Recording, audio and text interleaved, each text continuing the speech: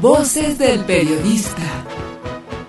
El Club de Periodistas de México, con su brazo asistencial, la Fundación Antonio Sáenz de Miera y Frieital, presenta Voces del Periodista. Conduce Celeste Sáenz de Miera. Comenzamos. Muy buenas tardes, Voces del Periodista, con la conducción de Celeste Sáenz de Miera, nuestra secretaria general del Club de Periodistas, y con los auspicios de la fundación que dirige nuestra muy apreciable amiga Tere García Ruiz. Les damos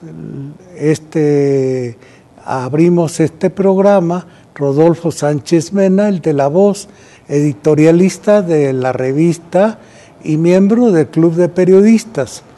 Hoy vamos a tocar el tema que está siendo comentado por todos ustedes y le vamos a dar un pequeño giro, no tanto desde el punto de vista de los comentarios que muchos compañeros están haciendo en la radio, en la prensa, en la televisión, en torno a la fuga, la segunda fuga. Hay quienes dicen de broma, la primera fuga del Chapo.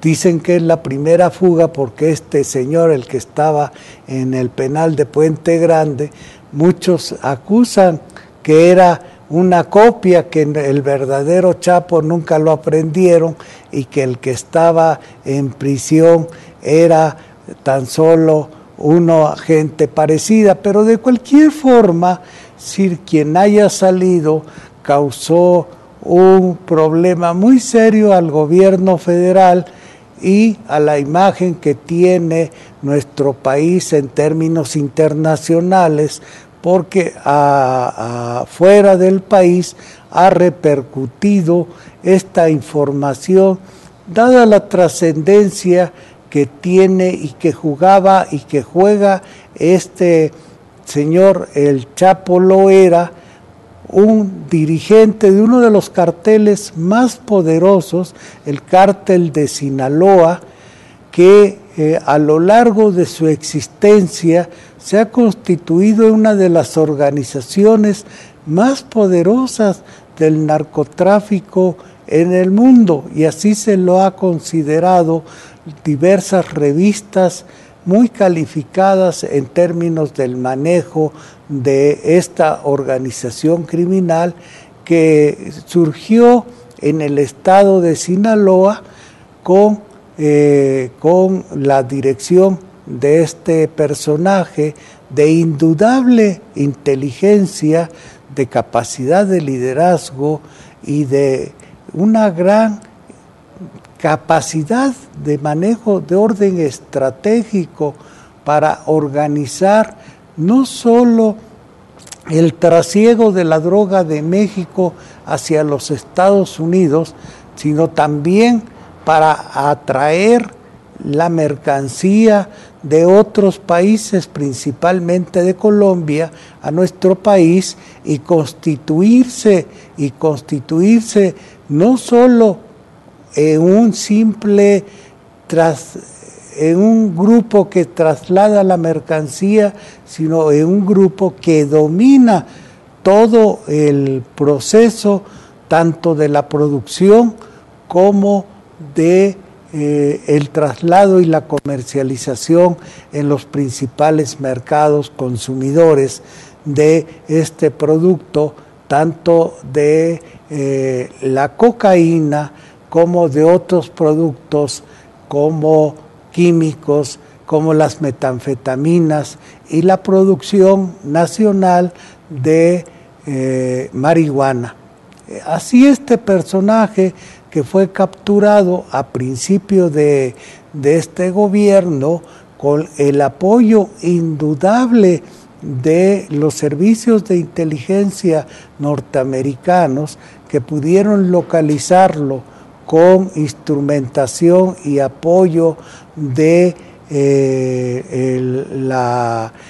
de servicios muy sofisticados para su localización, fue posible nuevamente reinternarlo en el penal de La Palma, que le llaman ahora Almoloya de Juárez, en el altiplano mexicano, en el Estado de México, y de ahí de nueva cuenta fugarse.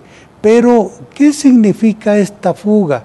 No nada más es un acontecimiento de orden político, de carácter policíaco, sino que tiene otro tipo de trascendencia, dado que se presenta en una coyuntura muy especial por la reorganización que se estaba dando en el mercado global de las drogas, con el surgimiento del cartel Jalisco Nueva Generación, del que ya habíamos platicado por este medio.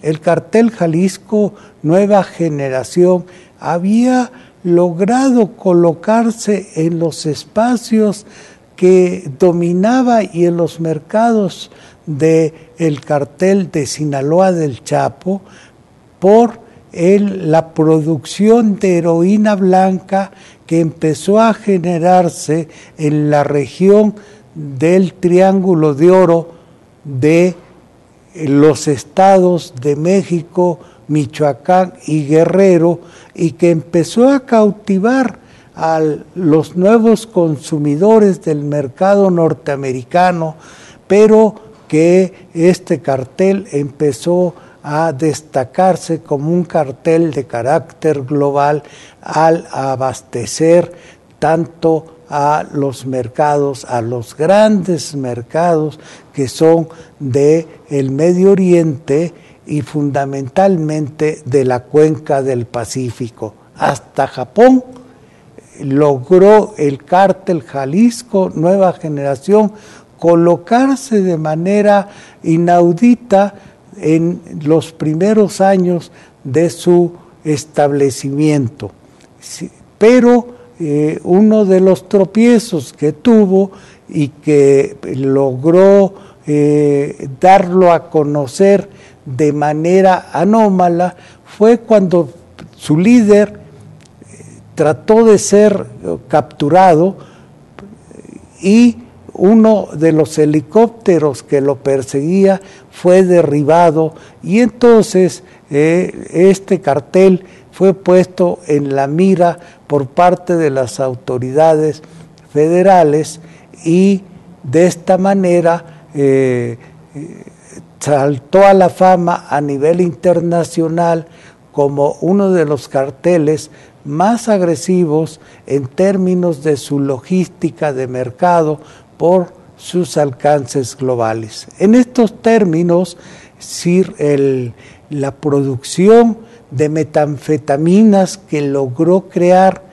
y distribución, apoyado por la producción y distribución de heroína blanca del nuevo Triángulo de Oro, ahora desplazado del viejo Triángulo de Oro que se había gestado entre los años 40 con la Segunda Guerra Mundial y que había hecho factible el surgimiento de los viejos grupos del narcotráfico asentados fundamentalmente en la región de Chihuahua, Durango y Sinaloa, y cuya cúspide logró consolidar en la región de Sinaloa al Chapo Guzmán, empezaba a ser desplazado también por una cuestión de orden geoestratégica, que es muy importante comprender. La guerra que se realizaba en los Estados Unidos en la región de Afganistán, muy pegado a la zona, a la frontera con Rusia, para combatir a los talibanes, para combatir a los grupos terroristas después del ataque a las torres mayores y que fue generado por Al Qaeda, los Estados Unidos decidieron combatirlos precisamente tanto en Irak como en Afganistán.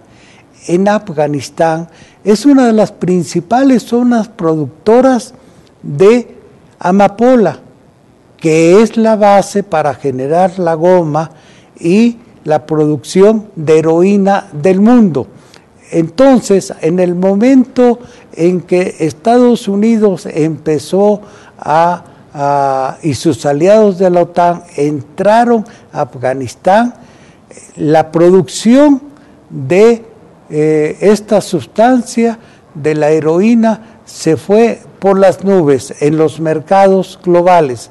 Pero esto lo veremos en una siguiente parte. Continuamos.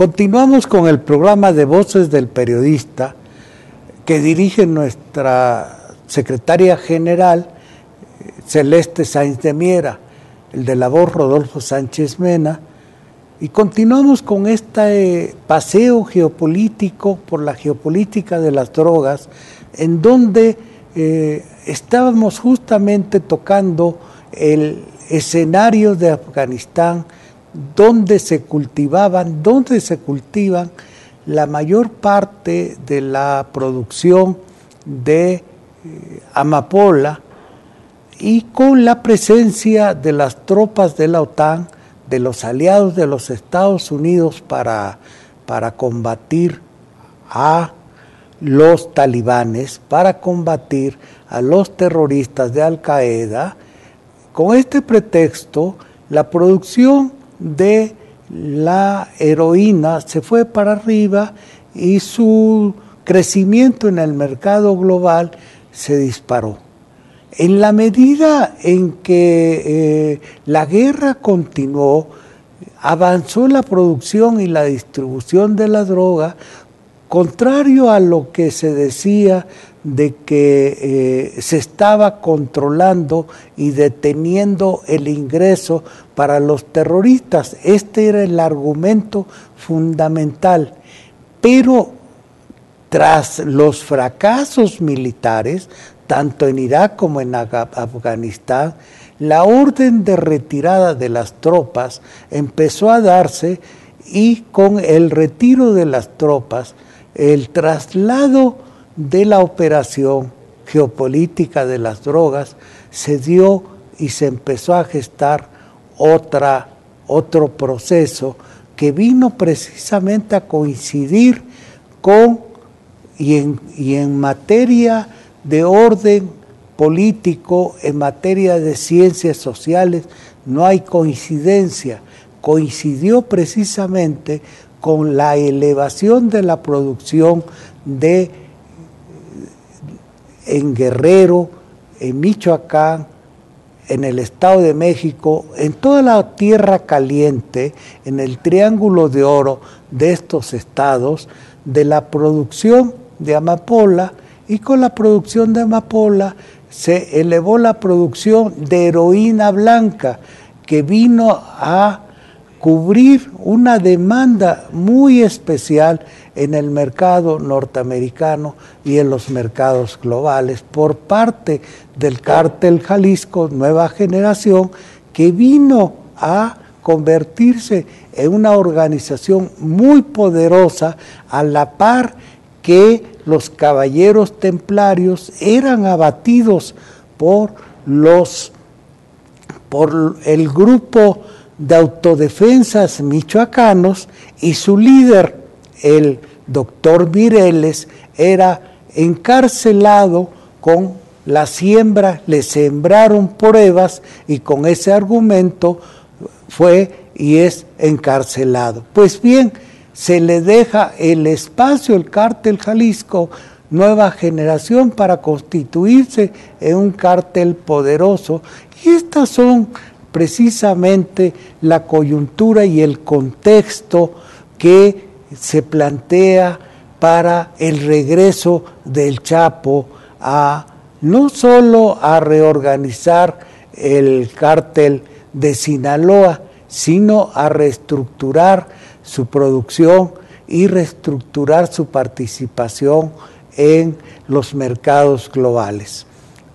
En su pasada fuga, durante el gobierno de Vicente Fox, analistas importantes advierten que no fue solo una fuga, que fue necesario liberarlo para organizar un cártel poderoso que atendiera con su capacidad logística, con su capacidad organizativa, los requerimientos del mercado. Y los requerimientos del mercado no quiere decir que son como los de un supermercado, que está sujeto simplemente a que lo surtan.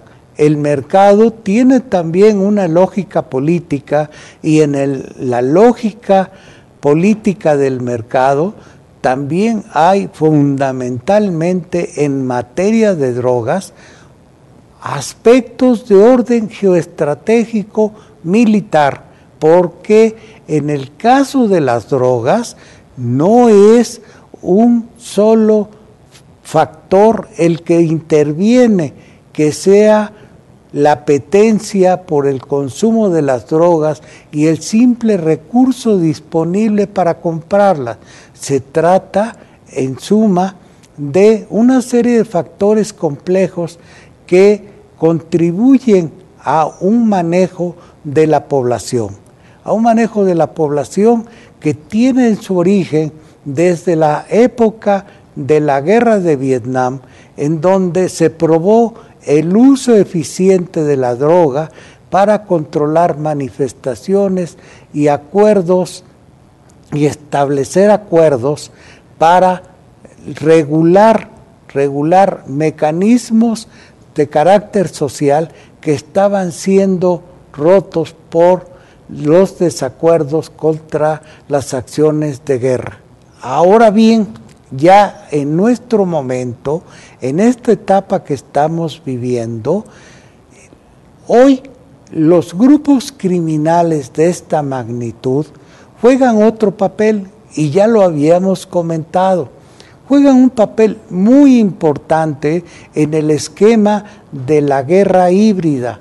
En la guerra híbrida, que es una nueva etapa de la guerra de la cuarta generación, de la que ya habíamos comentado, la guerra híbrida tiene el componente del narcotráfico y de las actividades criminales de esta índole, un elemento muy importante para financiar las operaciones de toda la guerra híbrida, y para generar gastos que son financiables de esta manera y que son de elevada magnitud.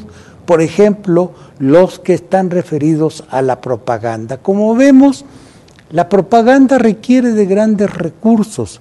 La propaganda que se despliega en estos casos absorbe grandes cantidades de recursos para financiarlos. Por ejemplo, hoy, con la fuga del Chapo, si los recursos que se mueven para generar en la población una percepción que indudablemente hay un fracaso por parte de las autoridades, pero también se crea un clima y una percepción negativa en torno a la acción y a la responsabilidad de las propias autoridades respecto de este problema, y los presentan como es aceptado por buena parte de la población con esta guerra de propaganda, como gente que no tiene la capacidad ni siquiera para tener el penal de alta seguridad como un lugar seguro. Se dice, están seguros adentro, pero no son capaces de evitar sus fugas. En fin, entonces en la guerra irregular, esta guerra híbrida que estamos viviendo, no es poca cosa, porque a lo largo de estos últimos años, la cantidad de vidas que han cobrado nos hablan precisamente de más de 100,000 muertos y una buena cantidad de desaparecidos que difícilmente se van a reintegrar a sus hogares. Esto quiere decir que se está combinando diferentes formas de guerra, y que nuestro país es un escenario en donde vastas regiones del país, lo hemos vivido recientemente en el caso de Guerrero, en el caso de Michoacán, de Oaxaca, de Tamaulipas, de Veracruz. Una buena cantidad de entidades se ven envueltas en este tipo de conflictos, y no solo por el narcotráfico. Así es como tenemos que ver y explicar la situación de la fuga del Chapo. Tenemos que ampliar la visión y entender el tipo de conflicto, el tipo de problema en el que está inserto, y no nada más verlo de manera superficial, de carácter estrictamente policíaco. Continuamos el análisis para la siguiente fase.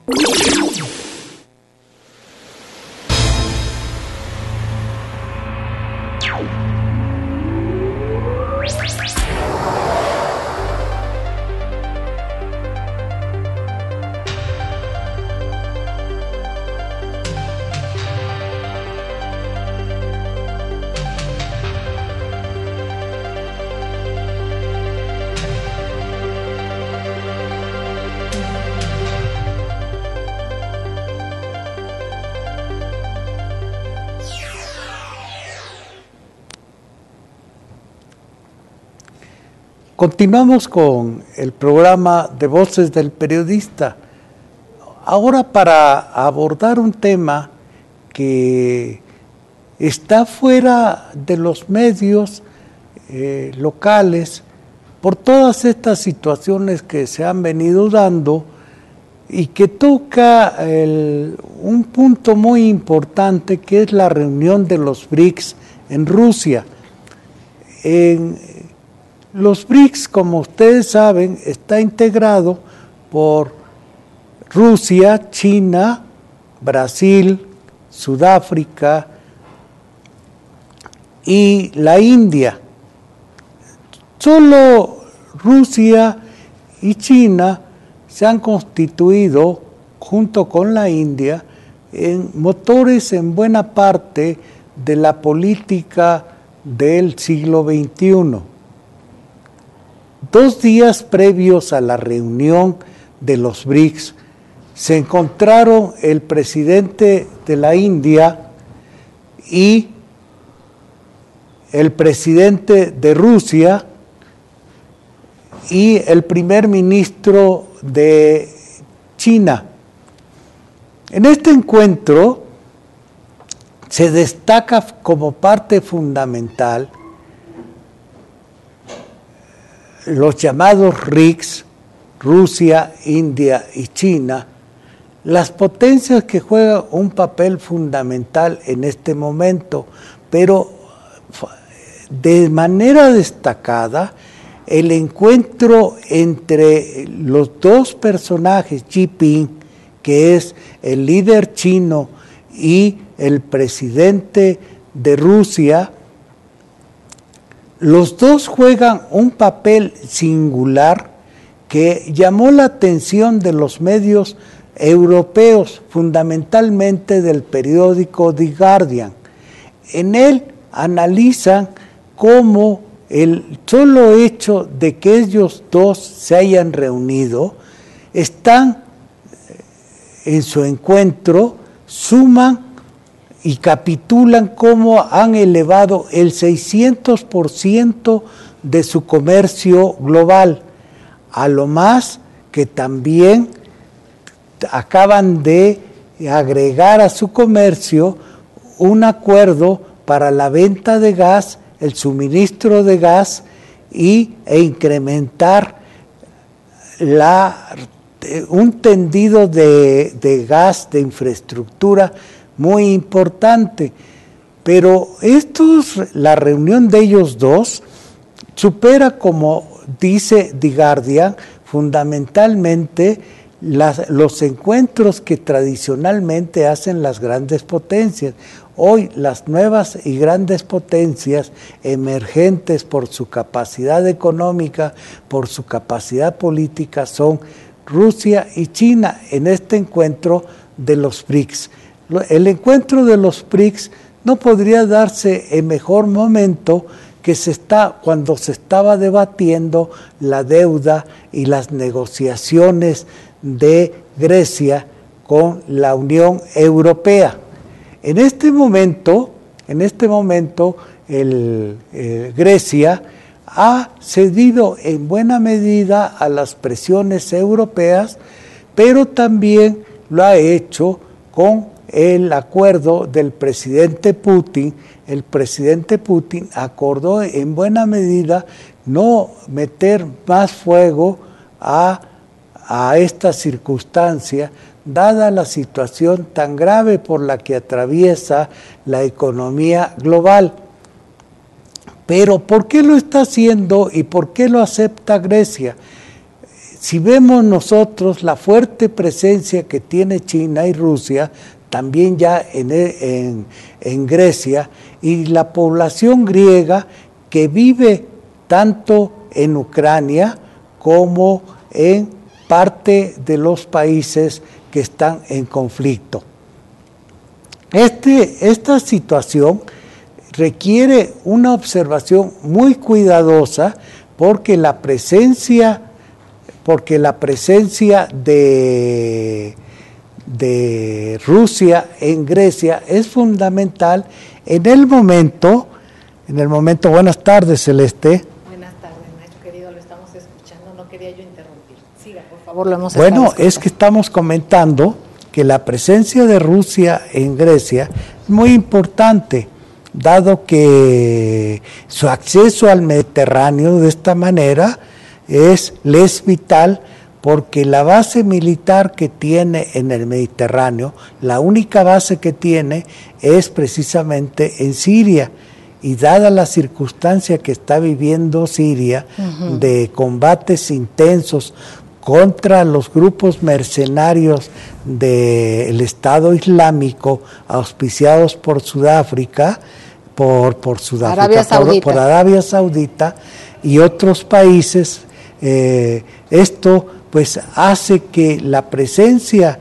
de Rusia y China en Grecia le sea muy atractiva y a la vez prenda la alarma por parte de los Estados Unidos y de los países europeos, porque Obama no tiene ningún interés de que Grecia abandone la Unión Económica Europea, y menos que deje la moneda europea y esto genere una catástrofe al arrastrar a países mediterráneos como Italia o España, que ya lo habíamos estado comentando. Exactamente. Aquí es importantísimo, queridos amigos, pues esta clase que nos da el maestro Rodolfo Sánchez Mena, a quien precisamente como un académico también el que es escucharlo, no tenía caso interrumpir, pero aquí subrayar, y nos vamos dando cuenta cómo estas guerras híbridas de las que nos habla el maestro Rodolfo Sánchez Mena son multifactoriales. También nos damos cuenta que Rusia toma como una amenaza los ensayos de bombas nucleares cerca de la frontera con Rusia precisamente, y entonces es un juego que lo vemos bastante perverso, y nos damos cuenta cómo finalmente esto mostrar el músculo, la fuerza, el armamento, pues tal parece de veras, a mí a veces se me figuran, de no ser por toda la tragedia que hay, como los niños que están peleando las canicas, como si fuera una cuestión tan sencilla del poder por el poder mismo, y soslayar lo que hay detrás de la cuestión económica, de las presiones, de los juegos y de estas guerras híbridas, como lo es en este caso Grecia, que es un golpe blando precisamente, ¿no? Entonces nos damos cuenta en qué niveles y ante qué fuerzas estamos, y en muchos sujetos, que mucho no tiene que ver con una estatura de ética y de beneficio para todos. Entonces, en este caso es importantísima esta prudencia que está teniendo Rusia, y pues nos vamos dando cuenta también cómo se habla por parte de quienes dan mucho seguimiento a los famosos, a los BRICS, la importancia, dicen, de la desdolarización, y hay quien ya va apuntando a la yuanización. Esto quién sabe qué tan posible sea, ya lo platicaremos y nos lo comentará y ampliará el doctor Juan Ramón Jiménez, pues darnos cuenta que hay otros elementos, esta velocidad de la que nos hablaba él y nos ha hablado en otros espacios, la velocidad tremenda, el cambio de lo que está sucediendo en estos momentos con la economía, con los reposicionamientos y la reorganización de la geoestrategia, cómo están jugando, ¿no? Porque finalmente es esto, y es un tablero, como lo decían, multidimensional, que no alcanzamos a ver en una sola mirada, o no es un solo tablero, como lo decíamos en días pasados con el maestro Rodolfo Sánchez Mena y con el doctor Juan Ramón Jiménez, es algo totalmente multidimensional. Así es que las guerras híbridas, aprender a darnos cuenta de esto y darnos cuenta que nosotros estamos ahí, somos un elemento fundamental. Nuestro pensamiento es el objetivo de todo esto que estamos viendo, las armas, el pavonearse con armas nucleares, esta disparidad de criterios, ¿no? Cuando se coarta y se persigue y se señala y se sataniza a países que están generando energía atómica, que están trabajando, con energía atómica, como por otra parte otros países a quienes pues hasta se les festeja el que hagan estos pavoneos. Así es que vamos a ir un corte, queridos amigos. Yo quiero agradecerles, como siempre, el estar con nosotros y el escuchar a un maestro de la talla del maestro Rodolfo Sánchez Mena, con puntos duros tan fuertes, tan delicados, y donde nos damos cuenta que otro punto fundamental es el superespionaje, como el que ha platicado el maestro, el superespionaje extremo en el que vivimos, y que luego hay contraespionaje y hasta contraespionaje del contraespionaje, y nos vamos dando cuenta cómo estas grandes corporaciones de espionaje pues juegan a triple banda. Ya hay terrorismo, no solamente los que vemos físicamente, es el terrorismo cibernético, como dice el maestro. Así es que vamos a ir un corte y regresamos, no tardamos, queridos amigos, regresamos a este portal maravilloso de anunciación que dirige la muy querida Tere García Ruiz. No tardamos, gracias.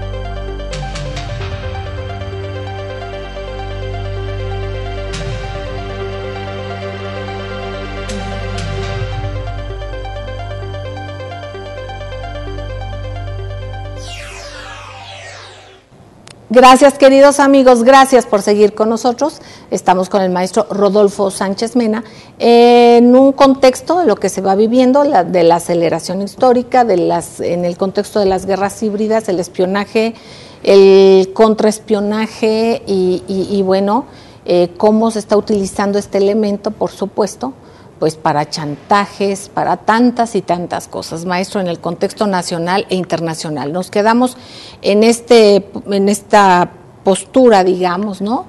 Que ha tomado Rusia en cuanto a Grecia, por las circunstancias también de cómo se está viviendo en Siria este acoso y esta guerra desgastante tremenda, ¿no?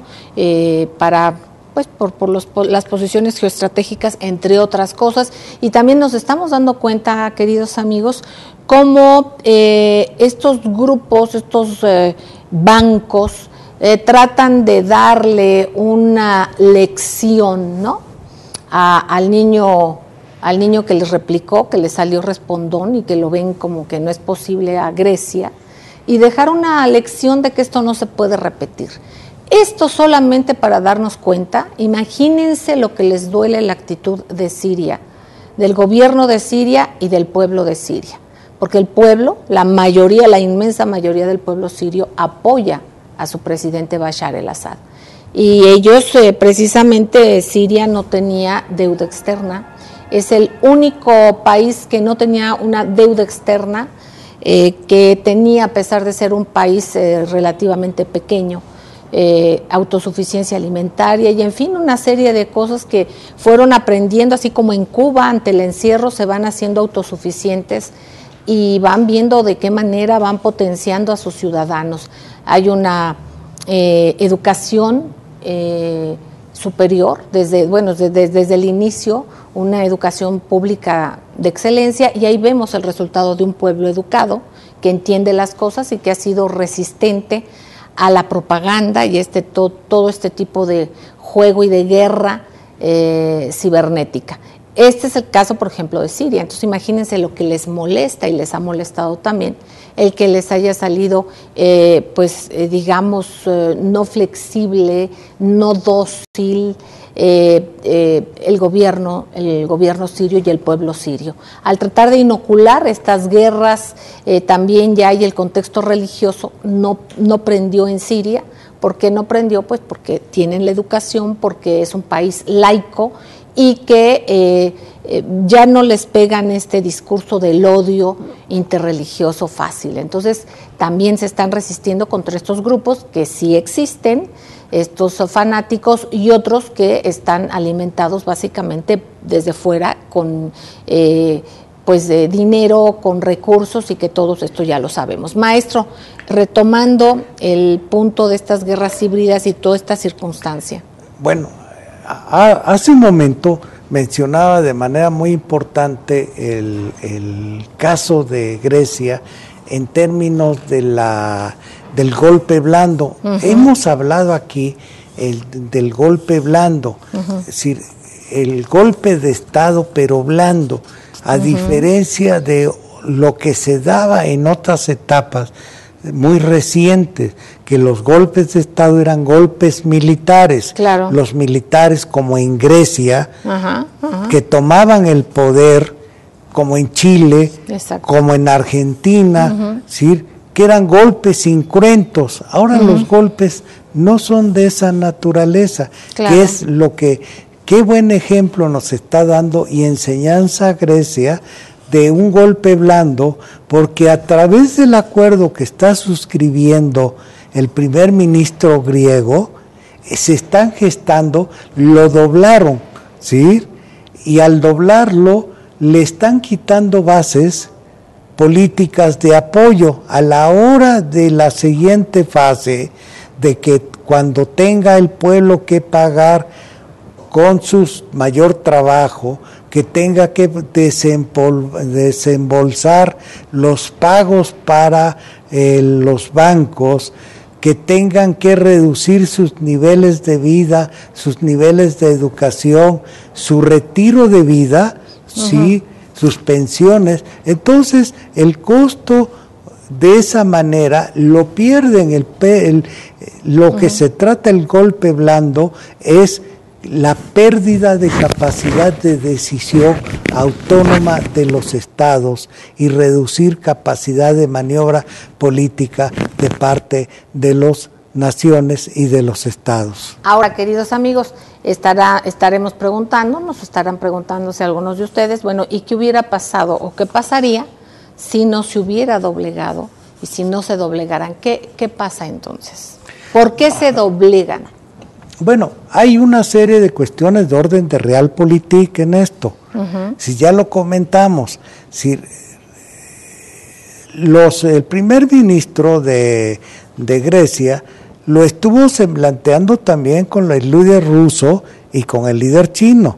Es decir, ¿qué tanto le pueden sortear y apoyar en una situación de crisis? Pero el presidente Obama, que tiene un gran poder, le habló personalmente hace 2 días de que de ninguna manera le pidió que abandonara el euro, porque esto generaría una crisis mayor. Entonces la mayor parte de los que están en la mesa acordaron no hacerlo. Hay que verlo. Exacto, eso sí lo entiendo. Yo creo que nuestros queridos amigos también. Yo como público trato de interpretar, al menos a quienes no seamos especialistas o no sean especialistas y que no tengan la fortuna de escucharlo usted más de cerca, más veces, digamos. Es que a veces aquí, por ejemplo, como alguna persona que no tenga mucho conocimiento de lo que es la realpolitik, de todo esto, ¿por qué pueden estos metapoderes doblegar a un gobernante? Obviamente a través de sanciones económicas, pero también de que pueden inocular terrorismo, o qué es el chantaje, porque este es un chantaje para que deba de aceptar algo indigno para su propio pueblo. Bueno, aquí hay otro tipo de instrumentos, que los podemos ver. Por ejemplo, si nosotros colocamos en la perspectiva la fuga del Chapo como una cuestión más allá del simple comentario de la corrupción, y lo vemos como una ayuda externa, entonces aquí hay un mecanismo de desestabilización también, que es muy difícil de advertir dado el estado emocional en que se coloca la población por el bombardeo de propaganda. Porque no me cabe duda, y que ya lo hemos comentado y lo hemos definido, que las empresas criminales necesariamente pasan por una asociación con los grupos políticos. Pero ¿qué tan arriba son esos grupos políticos? Grupos políticos regionales que tienen asociación con las corporaciones, por ejemplo, las empresas mineras. Y esas empresas mineras, como lo dijo el gobernador de Guerrero, pagan 100,000 pesos mensuales o semanales a los grupos para que los dejen tranquilamente extraer toneladas de oro anual. Y eso, bueno, pues se llama de otra manera, pero estos son los mecanismos propios de la guerra irregular. O sea, lo que estamos viendo es que no podemos irnos con las apariencias, tenemos que profundizar para entender los mecanismos profundos que esto da y cómo ocasiona que se den cosas más allá de lo que está a la mano de uno poder hacer. Por eso platicaba yo con Celeste Pequeña que esto hay que ponerlo en el tablero con el juego de Go chino. El juego de Go chino nos enseña a nosotros que aquí es fundamental un juego de estrategia. No es un juego pasional, es un juego sencillo, frío, pero que nos advierten todas las jugadas en un tablero y que nos dice que tenemos que analizarlo con mucha calma, sin precipitarnos, porque yo estoy en desacuerdo. Yo me coloco también del lado de la gente que está enfadada de que a pesar de los millones de pesos que se gastan en vigilancia, en construcción de penales de alta seguridad, venga un señor y se fugue en la cara de todos. En este contexto, y porque usted, o a lo mejor lo que yo entiendo, y puedo estar mal, pues aquí más que nada podríamos, digamos, independientemente de este gran tablero, pues darnos cuenta que esos poderes que están en ese gran tablero son terroristas, ¿no? Porque claro, finalmente los elementos que están manejando es terrorismo, los hilos que están manejando es terrorismo. La gente que está muriendo de hambre y padeciendo por falta de acceso a salud, a educación y a tantas cosas, pues eso es terrorismo. Entonces, hay una cuestión que eso sí sería, digamos, más sencillo, más fácil de entender para todos nosotros, ¿no? Es que se convierte en factores distractores, exacto, ¿no? Y en este caso, sí, por ejemplo, es importantísimo lo que dice el maestro. ¿Qué pasa? Hay elementos que convienen a estos grandes grupos terroristas o estos grandes capos, digamos, internacionales, el que haya políticos o la cabeza visible del poder que tengan una proclividad a la corrupción o que tengan alguna debilidad, porque esta misma la explotan, la exhiben de la mejor manera. ¿Para qué? Porque eso debilita a estas figuras, es más fácil operar todo y finalmente pues son estos hilos y esto ahora que nos trajo también para México. A mí me preocupa otra cosa de acá, Celeste, verdaderamente, porque ¿qué es lo que se comenta de fondo?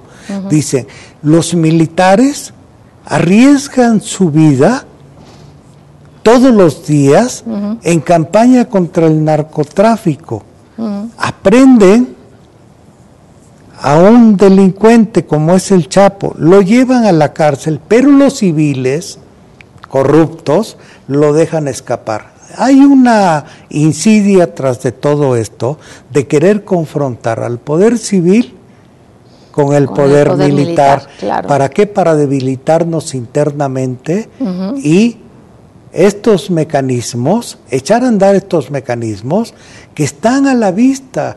Si cuesta trabajo a veces ver y no engatusarnos con el túnel, qué bonito túnel, miren que lo construyeron de esta manera, sacaron tantas toneladas de tierra y por el otro lado las toneladas de oro que se están llevando. A mí no me importan las toneladas de tierra, a mí me interesa el análisis de conjunto, ser inteligente y que, como es el pueblo de México, que no nos dividan, que exacto, no nos confronten. Y además que no nos digan quién es el malo y a quién solamente se debe de señalar, cuando además de que son también multidimensionales, pues nos damos cuenta también quién autoriza que se lleven el oro de México, como usted lo dice, y quién autoriza tantas y tantas cosas. Entonces, hay maldad no tan evidente, o al menos nos tienen muy bien trabajados, o muy mal, ¿verdad?, para nuestra desgracia, en esto de las percepciones. Yo le agradezco enormemente a mis compañeros aquí en el estudio, Rafael Melgar, Hilario Ramírez, Adolfo González, a Marcos Velázquez, a Alejandro Sánchez, Omar Becerril, Eduardo Chiu, Cristina Vázquez, y un abrazo también a Chucho Arismendi, a nuestra muy querida Tere García Ruiz, quien dirige el portal maravilloso de Anunciación. Y nosotros, en Voces del Periodista, les recordamos que estamos todos los días en las 7:60 de AM de Organización Editorial Mexicana, en sus repetidoras en la República Mexicana. También estamos en el grupo Radio Turquesa, La Joya del Sureste, en frecuencias del sureste, de Centroamérica, el Caribe y parte de Estados Unidos, así como en las frecuencias de La Pantera en la frontera norte. Les agradecemos, maestro Rodolfo Sánchez Mena. Muchísimas gracias a ustedes, todo nuestro cariño. Nos vemos en la próxima. Un beso tronadísimo. Gracias.